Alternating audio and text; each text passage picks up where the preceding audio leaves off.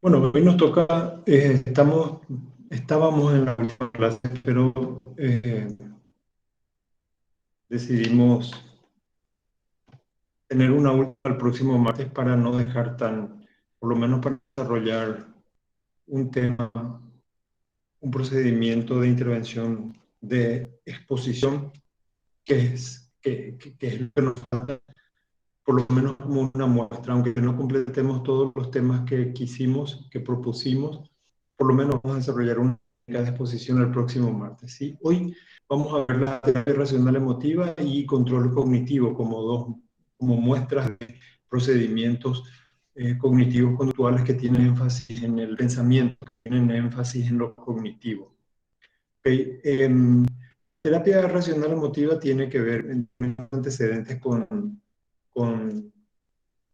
la teoría racional emotiva que propone Albert Ellis. Albert Ellis es un psicólogo norteamericano que eh, era psicoanalista y dice, según él mismo en su libro Terapia Racional Emotiva, no, perdón, en su libro Razón y Emoción, terapia, dice que tenía cierto prestigio incluso como psicoanalista, pero a medida que ejercía el psicoanálisis, le hacía ruido, no le convencía y no sabía por qué había que estar tanto tiempo esperando la respuesta de las personas cuando que teóricamente él ya sabía la hipótesis que subyacía detrás o como explicación al comportamiento o al pensamiento, a los sentimientos de las personas.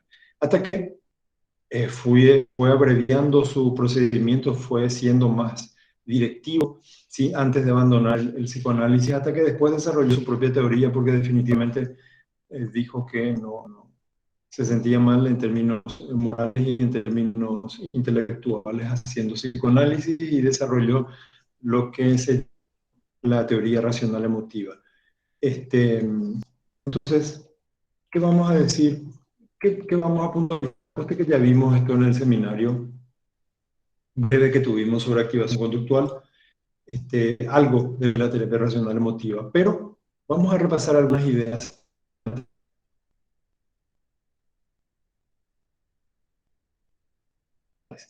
Las personas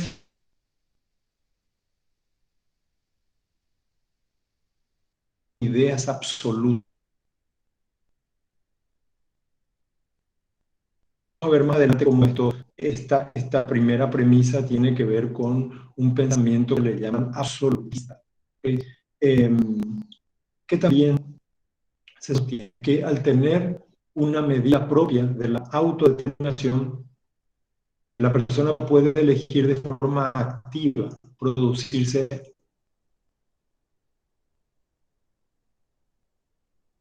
Queremos pensar, por ejemplo, en este momento,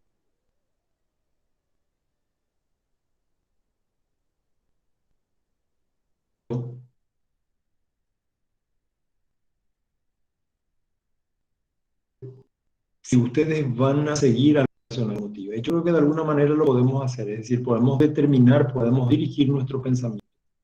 Por lo tanto, si podemos dirigir nuestro pensamiento, la lógica es que nuestro pensamiento influye en el modelo de Ellis, influye sobre las emociones que vamos a sentir. Por lo tanto, si manejamos nuestro pensamiento, entonces también podemos manejar nuestro malestar o bienestar. Esta es la segunda idea que ponemos como fundamental.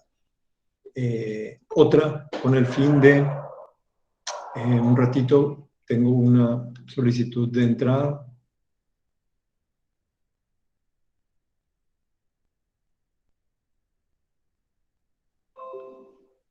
Vuelvo a presentar. ¿Se está visualizando las ideas? Sí, veo que sí. Entonces voy a volver a la presentación, Sí, en donde profe. decíamos que cambiar, ¿sí? ¿Me Sí, confirma hablaban? nomás que sí se ve esa idea sostenida por la actriz. Estoy escuchando Muchas nomás gracias. muy trabado, profe. ¿En serio? Hijo, yo estoy recontra lleno de señal, de fortaleza de señal. Avísenme si esto se hace incomprensible. Otra idea, con el fin de cambiar es mejor que se trabaje en forma activa para modificar los propios pensamientos, sentimientos y conductas. ¿sí? Por eso es que lo que va a ser la terapia racional emotiva se define como activo-directiva, ¿sí? En ese sentido, no es que se apoya, digamos, en una especie de respetar, entre comillas, la no directividad, la autodeterminación de las personas en términos de si hay ideas que son irracionales, se confrontan. ¿Sí? Aunque se respeta la filosofía o los principios de las personas, se confrontan esas ideas. Eh, Otra idea es que si se decide modificar profundamente una filosofía importante, esto puede ayudar a cambiar muchas cosas en las propias reacciones emocionales y comportamentales en general. Otra idea importante es que generalmente se encontrará que una filosofía de hedonismo a largo plazo es más sana y productora de felicidad que un hedonismo a corto plazo.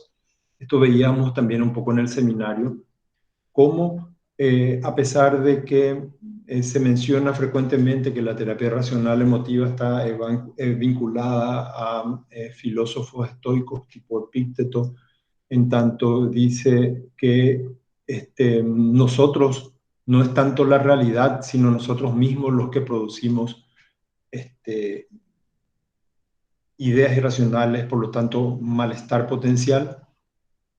Sin embargo, también hay que entender que no es incompatible con lo que con lo que proponía Epicuro, en el sentido de que realmente realmente el placer en términos de sensaciones agradables, sobre todo cuando son gestionadas aquellas fuentes que pueden perdurar, esto es deseable, digamos, ¿verdad?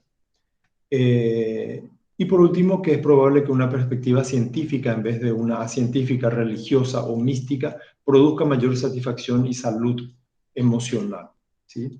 Estos extractos salen del libro de Lega, Cavallo y Ellis de 1997.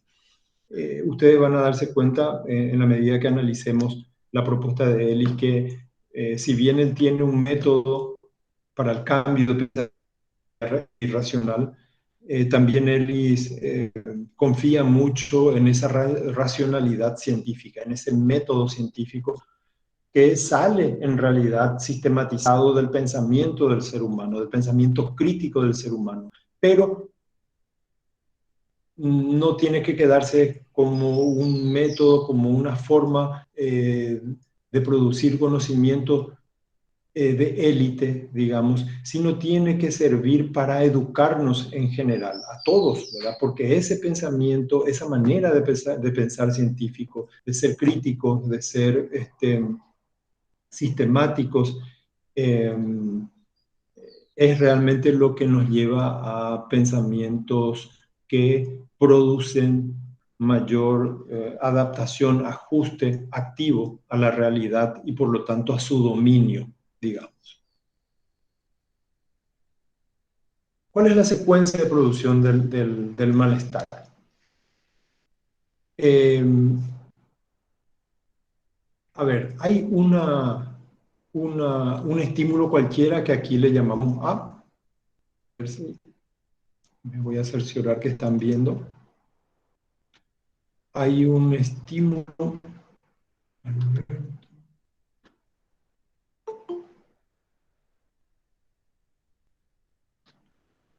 Estoy aprovechando para admitir personas. Ok. Eh, representa en realidad cualquier estímulo, ¿sí? En esta delimitación de lo que es A, tenemos que tener en cuenta que puede ser en realidad cualquier actividad, cualquier persona, puede tratarse de cualquier cosa sobre lo que dirijamos nuestro pensamiento, sobre lo que dirijamos nuestra actividad cognitiva, ¿verdad? Entonces, cuando nosotros pensamos A, es decir, nos ubicamos en B, aquí es donde se produce, aquí es donde hay posibilidad de generar ideas, pensamientos que en C, que es la emoción, generemos malestar de algún tipo. Vergüenza, enojo, miedos, celos, etc. ¿Verdad? Entonces, ¿qué es lo que tenemos que hacer? Identificar el pensamiento irracional ante una situación determinada. Cualquier situación. ¿Sí? Cuando nosotros identificamos, entonces tenemos, si no identificamos, vivimos por la vida, o sea, vamos por la vida emocionándonos y diría Ellis, siendo irracionales o estúpidos. Ahora, lo que Ellis distingue claramente es que no estamos diciendo estúpida a la persona, sino al pensamiento de la persona. Porque Ellis se inscribe dentro de un profundo respeto, por supuesto, al ser humano.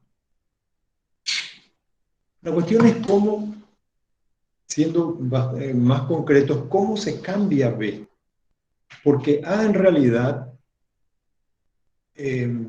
puede cambiarse también. O sea, cuando nosotros nos vamos a un pensamiento más operante, de la línea operante, de la línea skinneriana, planteamos que es importante modificar la realidad, ¿sí? Si se puede y si hace falta. Siempre tenemos que intentar generar ambientes que aumenten la probabilidad de estar bien, ¿sí? Eso, digo, esta propuesta no obvia eso, pero pone énfasis en la necesidad de cambiar nuestro pensamiento ante los estímulos A cuando estos no se pueden controlar. ¿Qué es lo que no se puede controlar? El comportamiento de las otras personas, por ejemplo, no se puede controlar, por suerte, ¿verdad?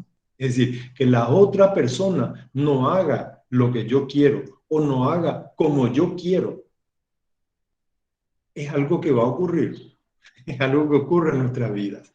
Entonces, lo que Eli dice, bueno, es mejor dedicarnos a nosotros, cambiar lo que está, lo que depende de nosotros, porque eso nos da una sensación, automáticamente una sensación de control. Cuando yo quiero manejar el comportamiento, controlar el comportamiento de otras personas, ya me estoy metiendo en un problema posiblemente irresoluble, posiblemente de muy, muy difícil manejo. ¿Okay? Entonces, la propuesta de Ellis para cambiar B,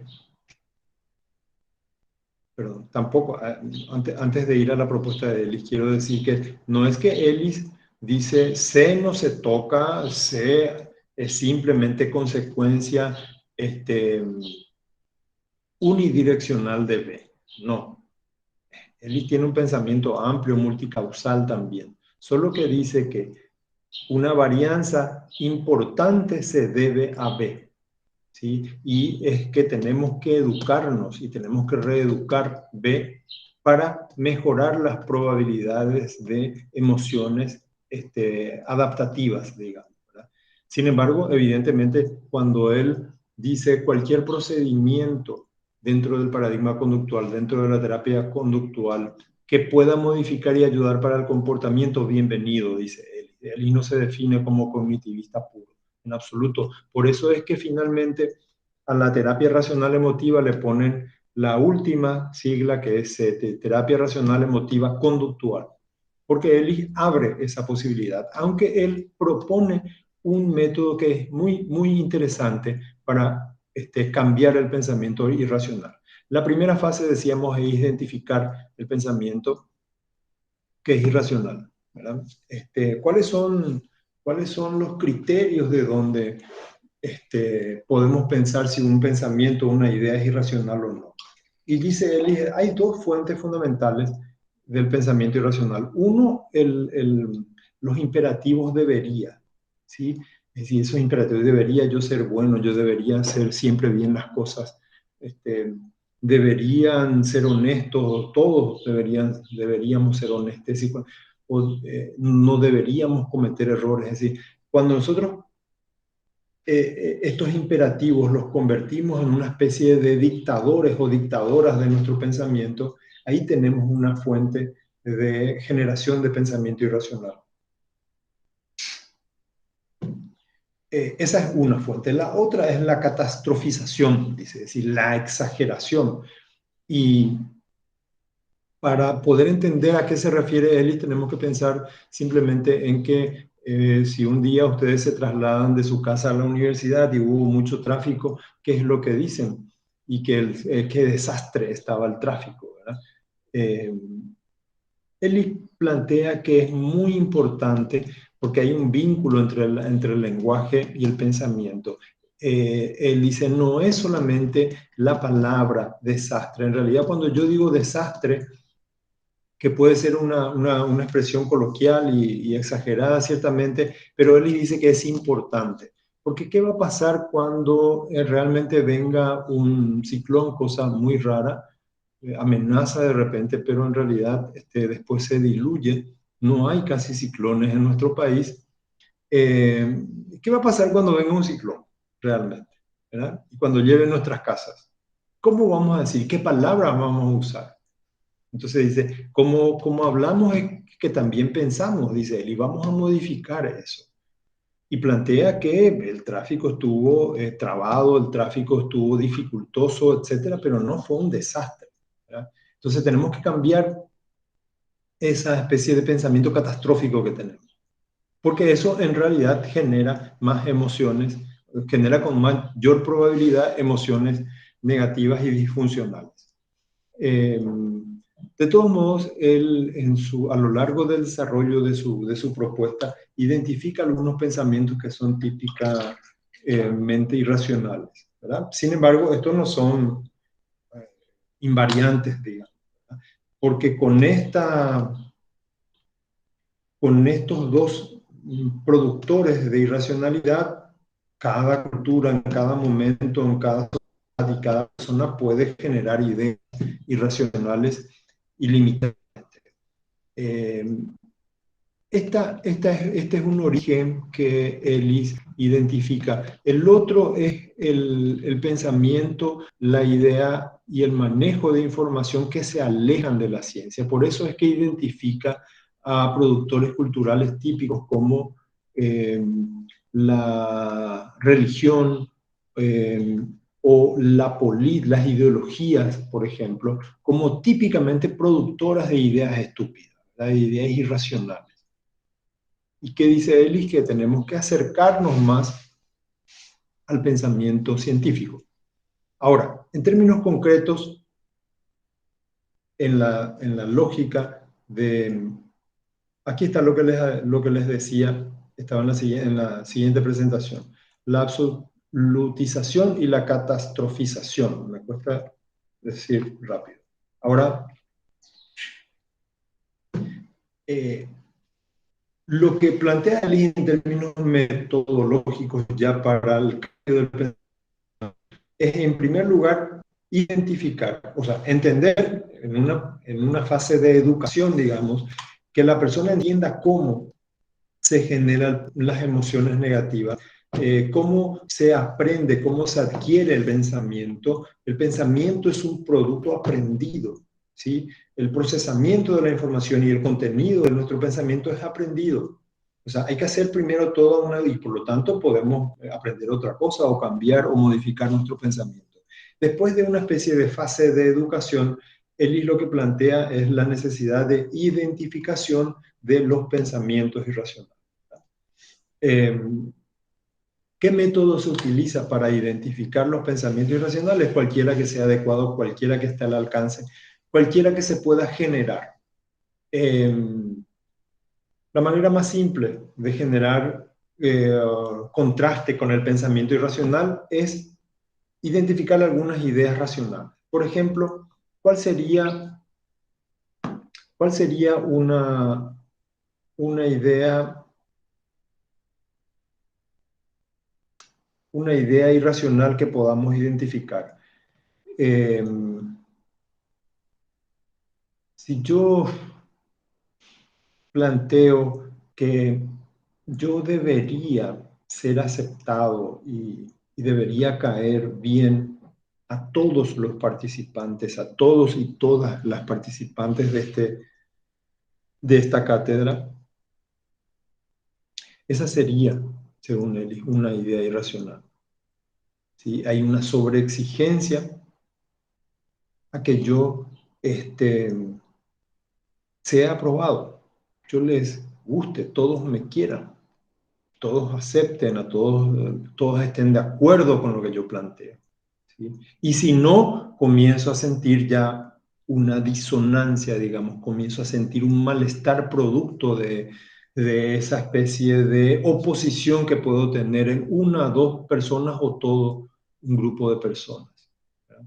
Esto yo tengo que identificar y lo puedo hacer mediante estas ideas que Ellis identifica como irracionales típicamente. Esta es una de las ideas que dice Ellis, él vio frecuentemente más allá de la extracción cultural de la persona. El querer ser aprobado, perdón, el exigir ser aprobado por las personas, sobre todo las personas significativas. Dice, esta es una idea estúpida. Dice, esta es una idea racional. Si yo tuviese 5 personas significativas en mi vida, es casi imposible que todas aprueben un comportamiento mío, un pensamiento mío, un acto cualquiera mío, siempre. En algún momento va a haber una de... No puedo yo exigir que si yo decido estudiar psicología, las 5 personas importantes para mí estén de acuerdo, ¿sí? Y eso es lo que plantea un pensamiento irracional, es decir, una exigencia que fundamentalmente no está bajo mi control. Dice él, y esto nos produce mucha infelicidad. Es uno de los factores, el pensamiento irracional es uno de los factores de producción más importantes de la infelicidad de los seres humanos. Ahora, una vez que yo identifico en una primera etapa qué es lo que tengo que hacer y tengo que cambiar ese pensamiento irracional, comienzo a tener chance cuando identifico la idea racional que la puede confrontar, ¿sí? Mientras no tengo chance. Identifico mi idea racional, pienso la idea racional y ahí comienzo a tener chance. Pero no solamente la tengo que pensar. Ellis plantea un método bastante activo. Plantea que hay que confrontar esta idea hasta que se la reemplace.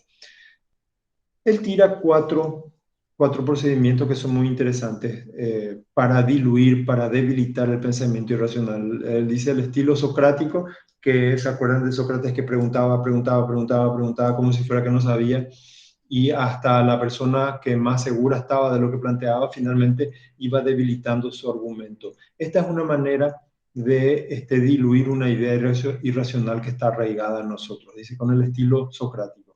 Eh, si yo planteo, por ejemplo, no, yo necesito la aprobación de mis seres queridos, yo necesito el amor de mis seres queridos, ¿sí? ¿Necesitas? Sí, yo necesito. ¿Qué quiere decir necesidad? Necesidad quiere decir algo sin lo cual no podés vivir. ¿Realmente no podrías vivir? No, tal vez podría vivir, no quiero vivir sin el amor de toda la... ¿Y por qué? ¿Por qué no querrías vivir? ¿Y por qué no tendría sentido? ¿Por qué no tendría sentido? Y no tendría sentido porque a mí me gustaría, ¿por qué te gustaría? ¿Se dan cuenta? Es decir, es una especie de interrogador, de cuestionador, de introducir una especie de máquina de cuestionamientos dentro del propio pensamiento, hasta que se debilite esa especie de convicción que tenemos. A esto Ellis le llama el estilo socrático. El estilo didáctico dice ya cuando uno está haciendo terapia racional emotiva es cuando, por ejemplo, el terapeuta o el psicólogo o la psicóloga racional emotiva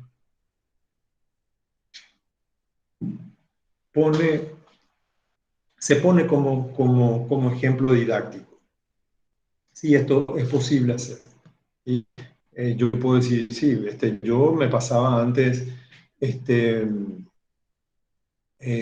tocándole la bocina y vociferando a todos los que conducían mal en mi trayecto de mi casa a la universidad, a la Facultad de Filosofía, ¿verdad? Hasta que me di cuenta que cada vez que iba a la facultad eh, era una especie de trayectoria de enojo, trayectoria de bocinazos y de puteada, ¿verdad? A los que conducían mal.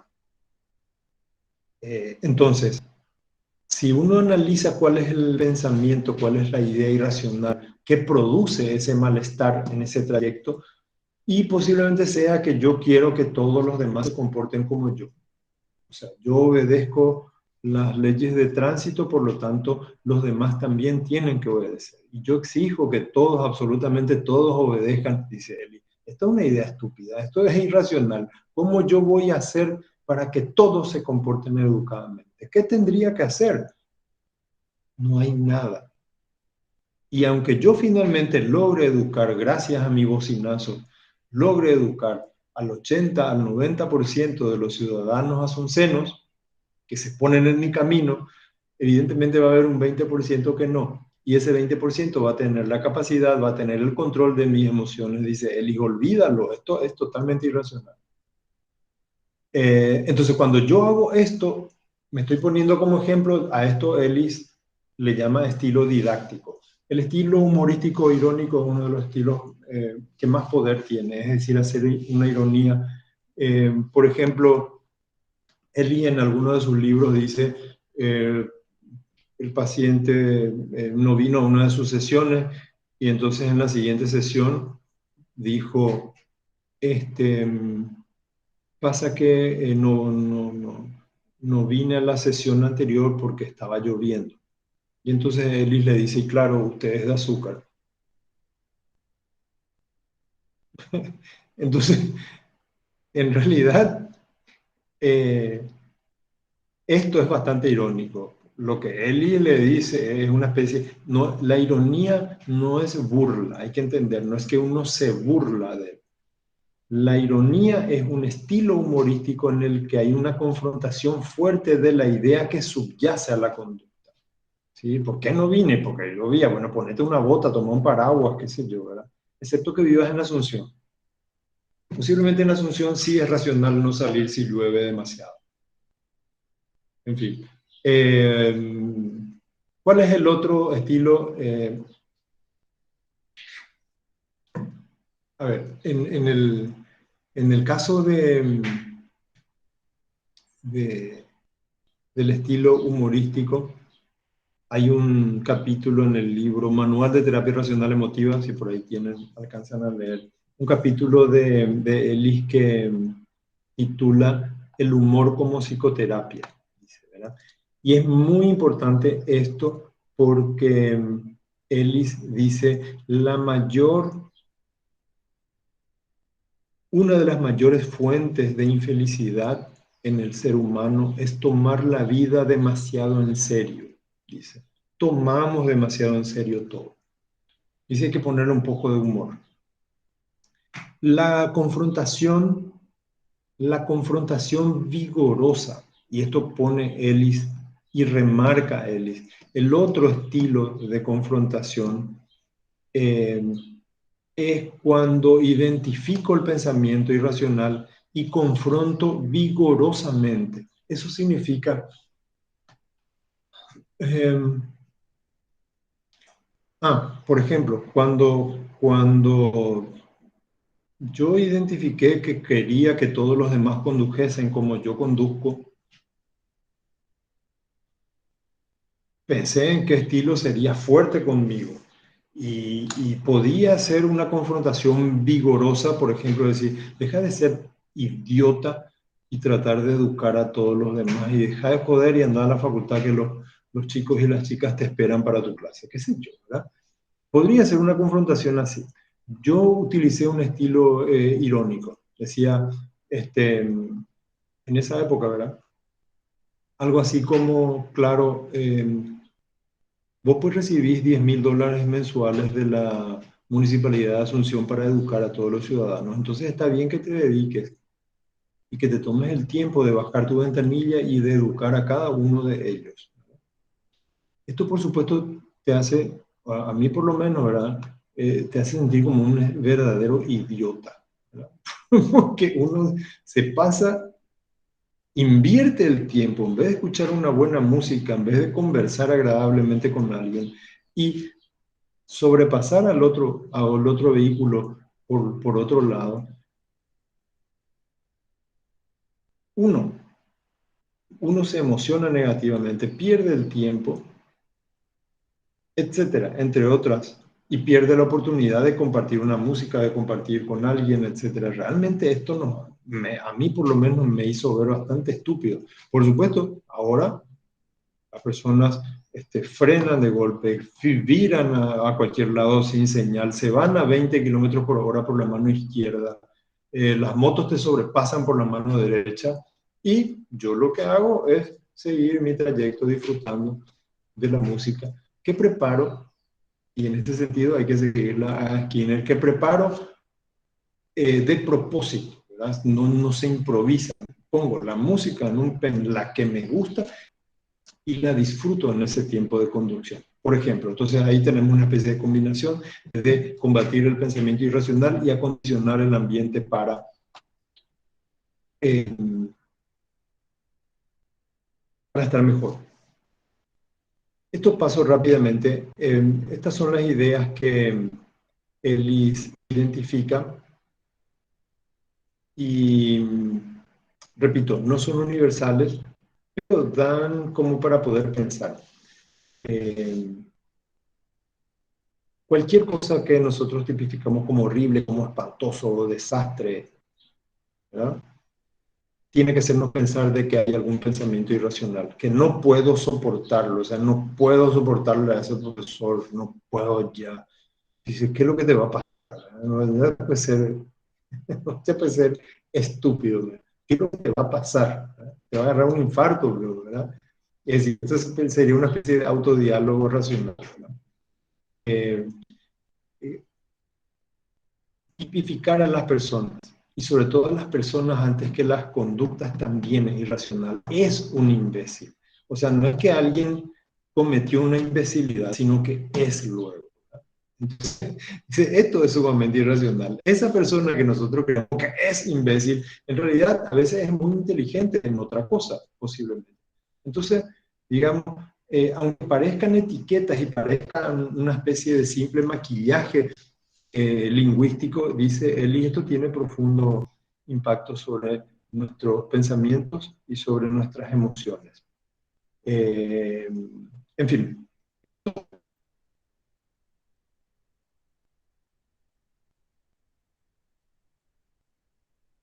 estas ideas que está a disposición.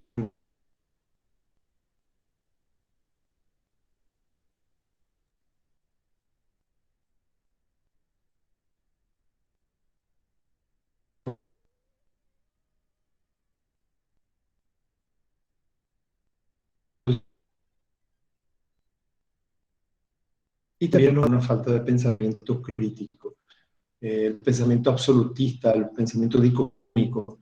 En este sentido, Ellis también es muy compatible con la educación racional que nos proporciona el método propuesto por Aaron Beck, ¿verdad? Porque podríamos decir que Ellis pone énfasis en los contenidos de pensamiento y Beck en el procesamiento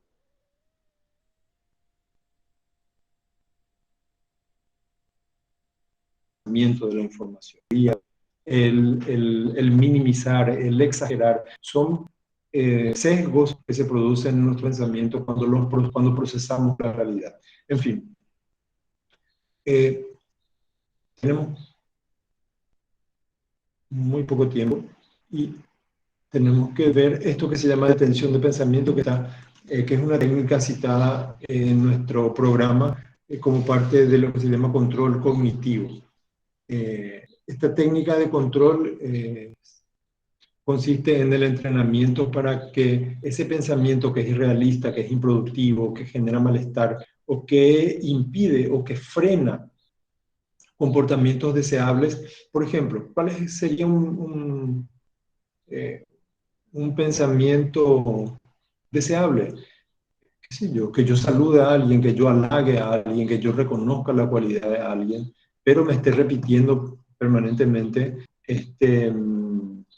a nadie le importa, porque no haga, no cometa una pelada, qué sé yo. Yo estoy pensando de manera incontrolable y me impide desarrollar conductas deseables, es objeto de esta técnica de detención de pensamiento. Lo que es importante decir es que en el proceso de esto que sirve para el control del pensamiento, en el primer lugar hay que identificar el pensamiento que se quiere controlar. Hay que tener mucho cuidado. El pensamiento que está fuera del control es el objeto de esta técnica, ¿verdad? Cuando ese pensamiento viene, invade, a pesar de que intentamos no hacerlo, o cuando uno realiza el máximo esfuerzo de suspenderlo, de controlarlo, es invasivo, es intrusivo. ¿Qué tipo de pensamientos y distintas producciones cognitivas pueden ser objeto de la detención de pensamiento? La atribución, es decir, la explicación causal que damos a las cosas, por qué creemos que ocurren las cosas. Si yo siempre estoy creyendo que las cosas por suerte, es decir, yo tengo suerte de poder estudiar, tengo suerte de poder nacer en un país subdesarrollado, tengo suerte de... Entonces yo creo que el mundo y no puedo deshacerme de esto, por ejemplo. Autoverbalizaciones quiere decir esa especie de, eh, de, de hablar de voz interior, de mi propia voz que habla interiorizadamente. Puede presentarse en forma de los pensamientos, pueden presentarse en forma de imágenes también. ¿Cuál es el punto central? No puedo controlar un pensamiento y eso causa malestar, causa daño. ¿Ok? ¿Qué se hace? Una vez se identifica el pensamiento, se reemplaza. ¿Con qué se reemplaza? Con otra idea, con otra autorrealización, con otra atribución, con otras imágenes, o se reemplaza conductualmente. ¿Sí? Vamos a ver qué tenemos. ¿Cuál sería la secuencia en el entrenamiento de la detención del pensamiento? Hay un pensamiento D que es disfuncional, eh,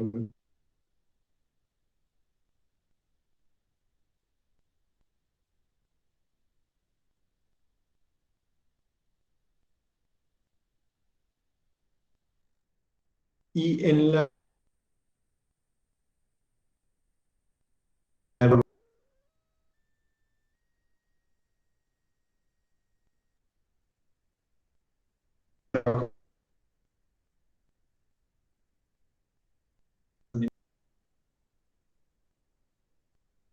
que la persona delimite y ensaye la evocación, es decir, traer el pensamiento y funcionar a voluntad. ¿Sí? Si lo que yo,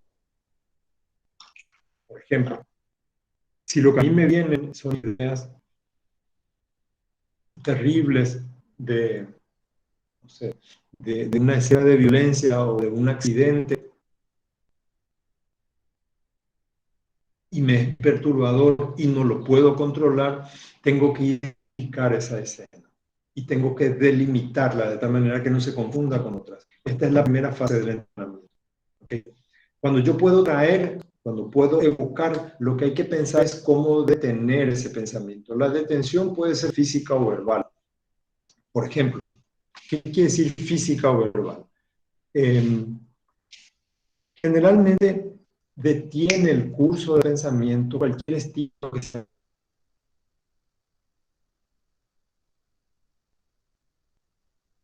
abrupto e intenso. Abrupto y físicamente intenso,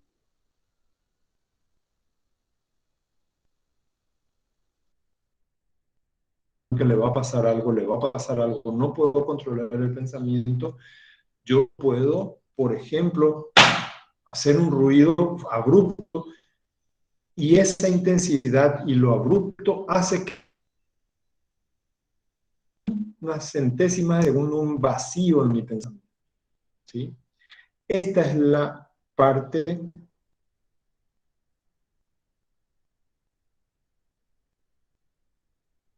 esta es la primera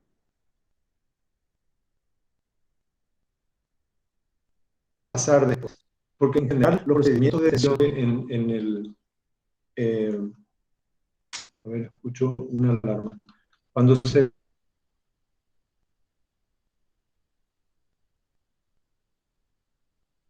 detienen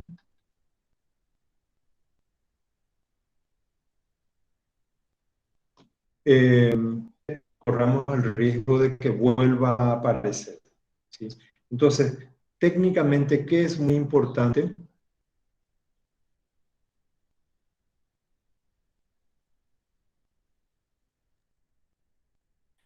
Yo creo que sí, en la grabación se va a escuchar bien porque yo tengo señal completa. Esperemos que sí, ¿ok? Eh, es importante técnicamente que después de la atención inmediatamente venga un pensamiento alternativo, que sería un pensamiento disfuncional. Algunos autores plantean que el pensamiento tiene que ser neutro, ¿sí? Y otros plantean que tiene que ser un pensamiento que sea agradable, ¿sí? Ahora, este pensamiento neutro o agradable se tiene que también identificar y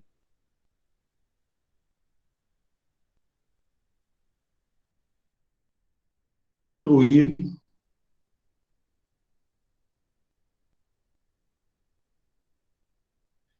por ejemplo, en este momento puedo levantarme abruptamente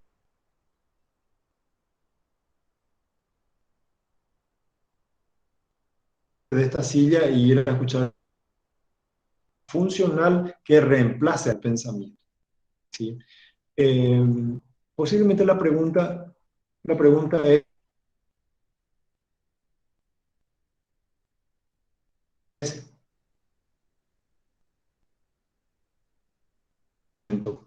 y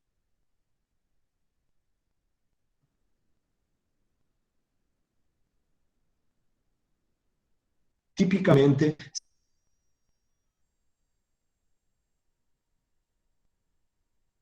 se suele utilizar cuando la persona tiene, ha vivido episodios, por ejemplo, de violencia o algún accidente de tránsito, algún procedimiento médico muy invasivo, algo que le pasó a un ser querido, algo que le pasó a uno mismo, una vergüenza grande que yo puedo dejar de pensar y me invade. Por ejemplo, si, qué sé yo, eh, eh, no sé, iba a dar una conferencia, comencé a toser y no pude dar la conferencia. La siguiente vez, entonces no puedo dejar de pensar en eso.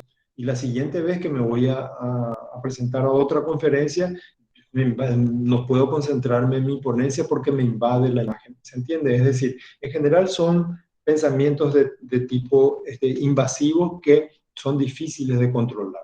Estas son las ocasiones en las que hablamos de tensión de pensamiento. Los hechos amenazantes, importantes también. Esta detención de pensamiento puede tener una aplicación terapéutica, entre comillas, porque ya venimos con alguna disfunción de algún tipo. Sin embargo, también es altamente educativo. O sea, en el sentido que yo no, yo necesito, por ejemplo, necesito pensar, concentrarme en algo. Evidentemente lo que tengo que hacer es identificar los pensamientos que constituyen un ruido y concentrarme solamente en el pensamiento funcional, en el pensamiento deseable. ¿Sí? De acuerdo al grado, a la gradación, ustedes se van a dar cuenta que todas las técnicas cognitivo-conductuales tienen eso. No es que uno tiene que necesariamente esperar que haya una disfunción, un trastorno, una mala adaptación. La lógica de los procedimientos y técnicas cognitivos conductuales son altamente preventivas y altamente educativas. En fin, fui acelerado así para ver si podía aprovechar mejor el tiempo. Entonces ahora quedamos aquí con esto para que no se me duerman y me gustaría escuchar opiniones, preguntas, dudas o aportes que puedan hacer.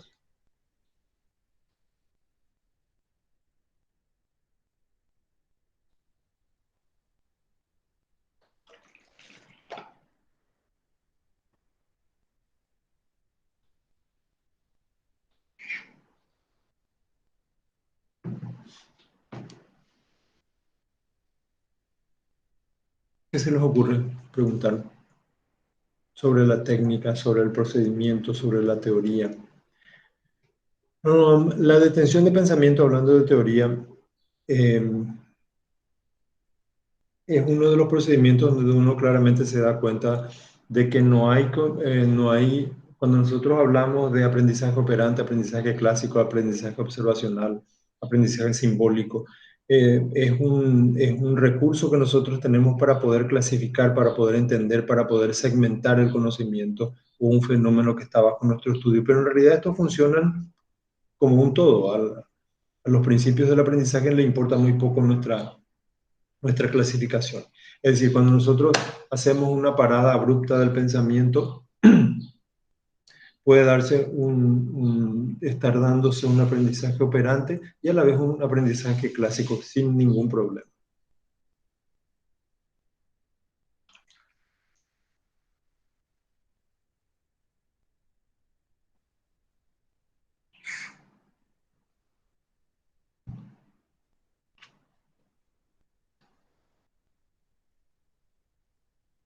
¿No hay preguntas?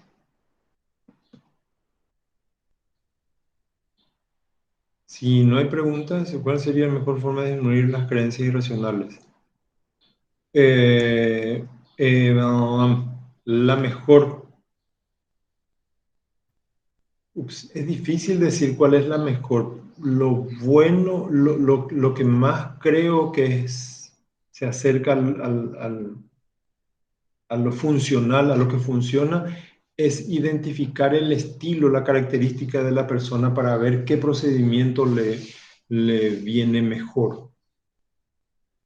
Por ejemplo, eso que yo les dije, a mí, o sea, conmigo el estilo irónico a mí me gusta mucho, ¿verdad? El estilo de confrontación, vigorosa también, por ejemplo, ¿verdad? El análisis el análisis racional, así con esa lógica de la ciencia, de la observación, la experimentación y el contraste, es muy interesante también, ¿verdad? Ahora, lo que, lo que yo sí te diría, Belén, es que lo que hay que entender es que estos procedimientos no son como me aplico una segunda dosis para tener inmunidad. O sea, eso no existe, por suerte, por nuestra propia esencia. Nuestra esencia es que tenemos dispositivos de aprendizaje que están permanentemente abiertos. Es decir, así como yo puedo aprender una idea racional ahora, puedo aprender inmediatamente una idea racional. ¿Sí? Es decir, nosotros somos como de código abierto, como dirían los informáticos, ¿verdad? Nosotros tenemos código abierto, así estamos permanentemente receptivos a aprendizaje. Por lo tanto, no se genera inmunidad. Por eso es que molesta tanto cuando se habla de psicología preventiva y se adopta terminología médica que es deficitaria para la prevención. Y es deficitaria porque en realidad no es, el pensamiento médico en general no es preventivo y nosotros copiamos todo el lenguaje, ¿verdad?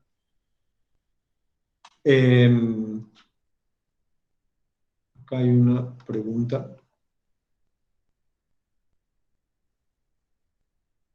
Las creencias irracionales.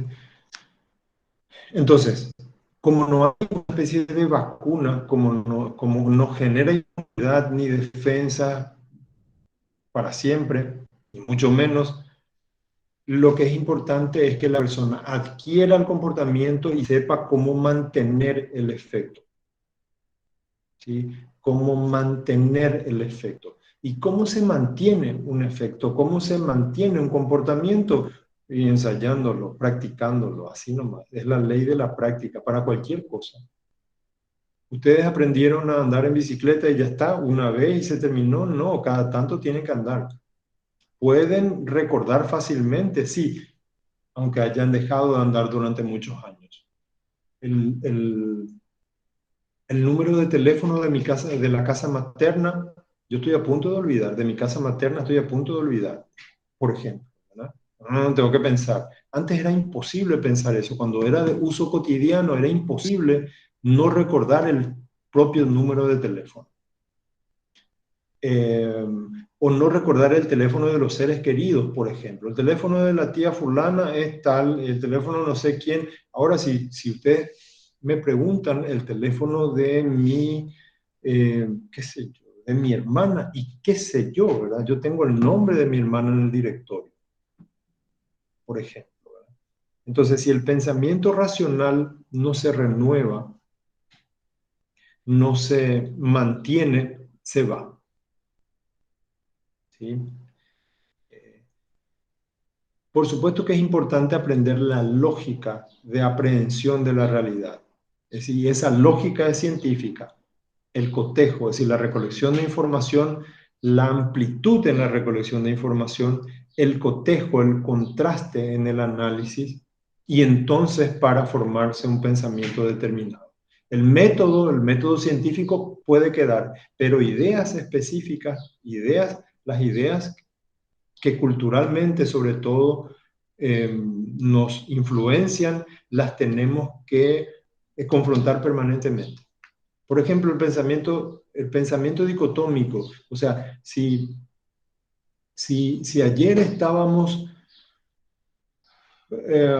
siendo invadidos por si es la vacuna o no, la vacuna o no hay que vacunarse. Este es un derecho, es una obligación y estamos peleándonos todos por una u otra opción.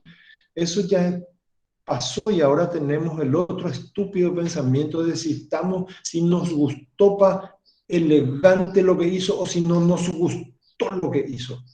Si ese tipo de imbecilidades cotidianas nos plantea la cultura.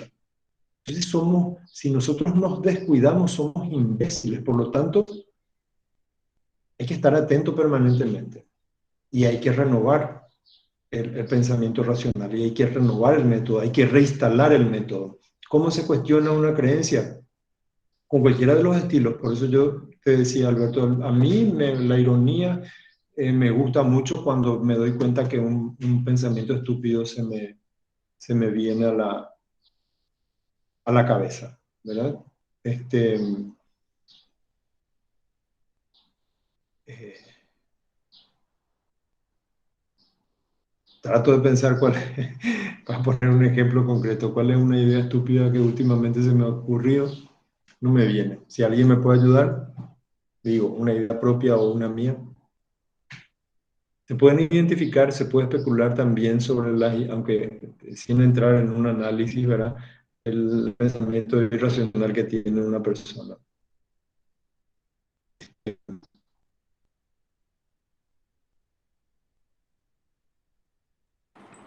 O sea, Profe, no puede ser habrán este personas. tema de lo de las vacunas y lo que se dice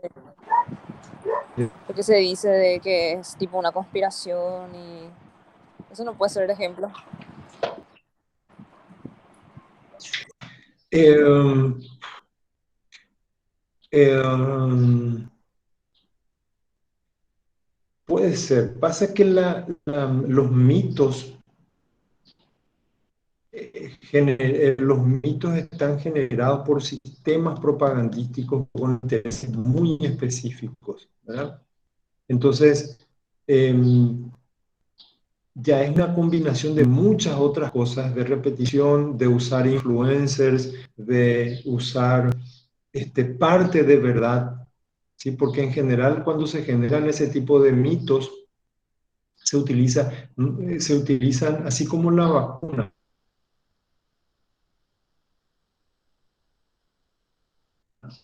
¿verdad? ¿Verdad? Un vehículo para llegar a inmunológico, ¿verdad? Entonces también hay vehículos para llegar y entonces ya hay mucho más. Yo creo que en esa se va a extinguir más que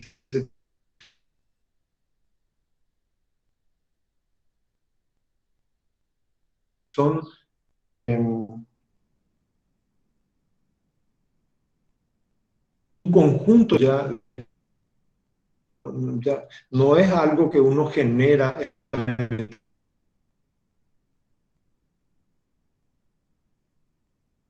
en el contacto con la realidad. Yo, ahora, si me obligo a pensar dentro de eso, qué es lo que sería racional propiamente? Eh, eh,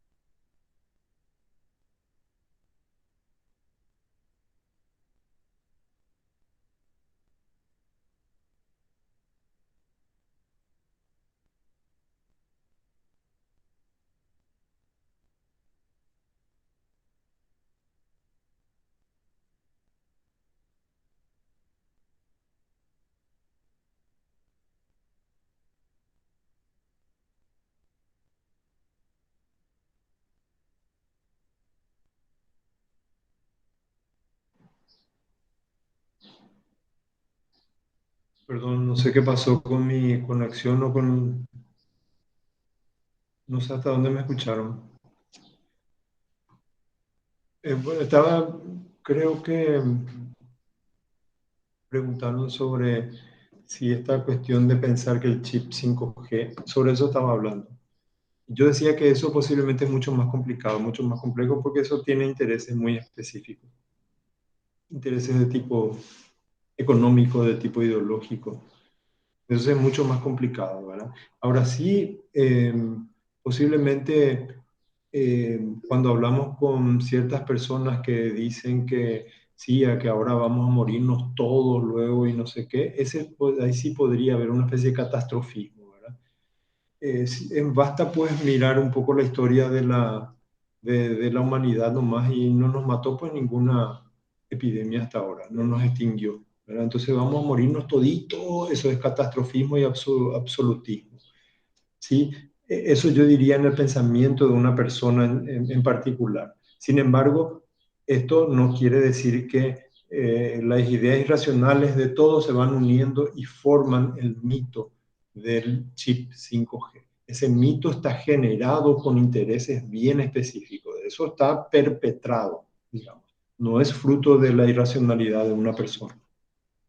Eh, Creo que levantaste la mano, Alberto. Sí, sí, me llamó la atención lo que estabas diciendo sobre referente a la imbecilización que te impone más o menos la cultura, ¿verdad? Eh, Ese análisis racional que uno debe hacerse cada tanto, ¿verdad? Es como una higiene mental en contra de la idiotización en sí. Justamente es una realidad nacional y latinoamericana el tema de estos sectores varios sectores, como dijiste, que te quieren llevar hacia sus corrientes, porque no somos racionales, justamente. Somos animales, digo, hablando así en términos darwinistas, ¿verdad? Somos gregarios, ¿verdad? Somos emocionales, ¿verdad? Y bueno, que como hay la higiene mental, hablando así de psicohigiene, ¿verdad? Cosa que nunca hablamos de esta perspectiva, la psicohigiene. ¿Hay un manual de psicohigiene de esta perspectiva, profe? De esta disciplina. No, a ver, en primer lugar, desde este paradigma se criticaría el término psico y el término higiene, ¿verdad? Porque nos lleva a un concepto salubrista, nos lleva a un concepto otra vez dicotómico, etcétera. Lo que yo creo que o sea, hay, en términos de textos, hay un manual, perdón, hay un libro de texto que se llama Psicología Preventiva. Me pones en aprietos ahora. El autor creo que es Vuela Casal, si mal no recuerdo, que tiene una perspectiva más de este tipo. Porque porque los libros de psicología preventiva son unos clásicos que tienen todavía la lógica de la psicología tradicional, ¿verdad? Y sin embargo, hay mucha información desde lo que tiene que ver con los estilos de crianza, ¿verdad? Que ya tienen que constituirse en propuestas y se constituyen en propuestas educativas, incluso antes que preventivas, educativas importantes. Evidentemente, esto no está en las hojas de ruta de nuestros decisores, ¿verdad? Por ejemplo, ¿de qué estoy hablando? La estimulación, la estimulación en tiempo, digamos, significa temprana, ya no se quiere usar más, la estimulación oportuna. En psicología experimental, en el diseño experimental, eh,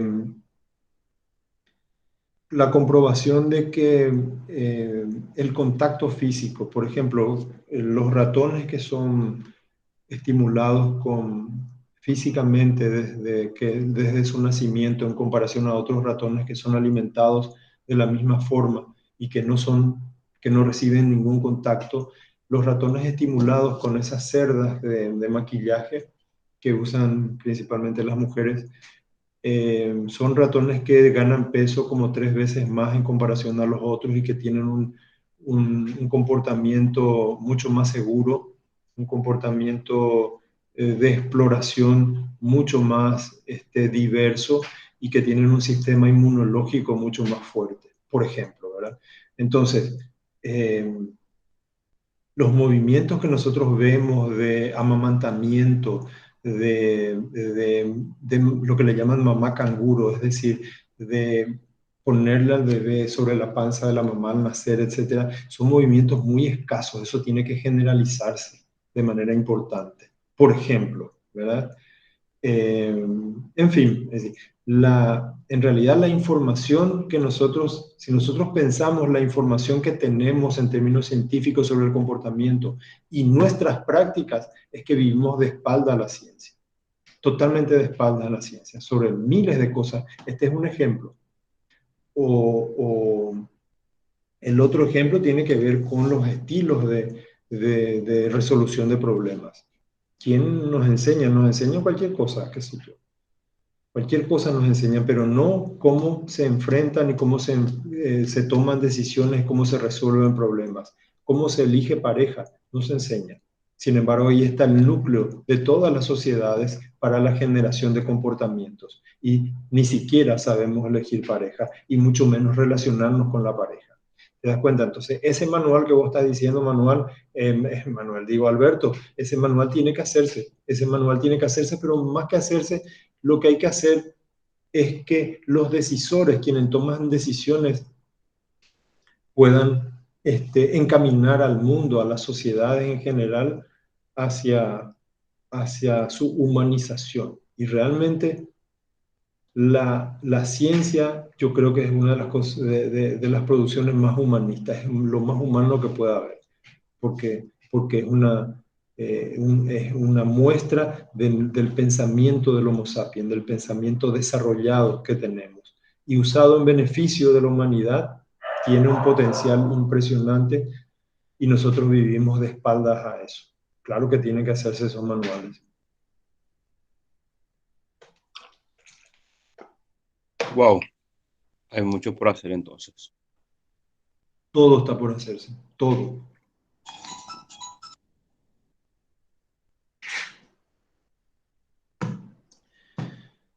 Bueno, chicos, chicas, nos preparamos para el último encuentro del martes que viene y, y eso, ¿verdad?